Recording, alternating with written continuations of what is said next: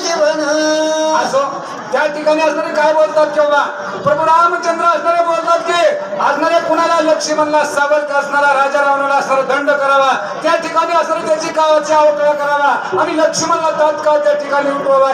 कृपाळू संतुष्टला संपूर्ण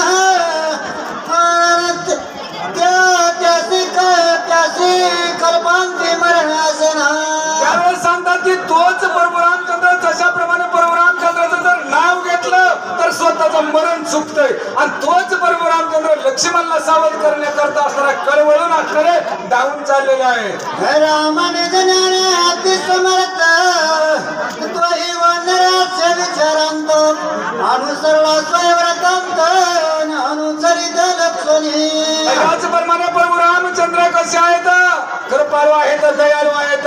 वानर सैन्य असणारे सोबत घेऊन प्रभू असणारे लक्ष्मणला सावध करण्याकरता स्वतः प्रभू रामचंद्र जात आहेत असं सांगताय. भूत भविष्य वर्तमान सर्वही जाणे रघुनंदना तरी मनुष्य नाटवी जमनान स्वयापन धावित.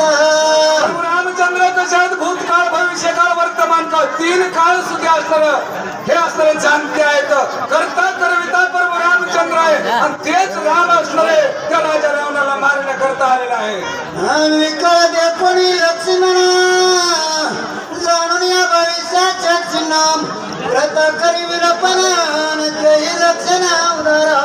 त्यावेळेस काय म्हणतात की असणार लक्ष्मण माझा भाऊ असणारा धाकटा विखळ पडलेला आहे, भूमीवर पडलेला आहे. याचं लक्षण असणार प्रभू रामचंद्र असणार भूत भविष्य असणारा मनामध्ये जाणतात आणि त्या लक्ष्मणाकडे जावं लागले आहे. लक्ष्मणा दे कोणी हृदय एक नंबर स्वतः येऊन नाव द्या. कुणाची नावं घेणार काय बोलत श्रीराम. लक्ष्मण पाहिलेले, लक्ष्मणाची अवस्था विखळ झालेले, रक्तबंबाळ झालेले हे बघून प्रभू रामचंद्र दयाळू मयाळू प्रभू रामचंद्र आहे. त्या लक्ष्मणला उठविण्याकरता पुढे जाऊ लागले आहे. प्राण परिसादिक जाना सका बंधू लक्ष्मण माझा एकले सोडून स्वया प्रायण मानिले. त्यावेळेस असणारा माझा सखा बंधू लक्ष्मण असणारा मला सोडून असणारे या ठिकाणी भूमीवर पडलेला आहे. म्हणून असणारे प्रभू रामचंद्र मनातून अंतःकरणातून असणारे दुःख करू लागलेले आहे. सखे बंधू दोघे जण यरा यराचा आश्रय धरून मना निघाले आपण पितृवचन पाळावया.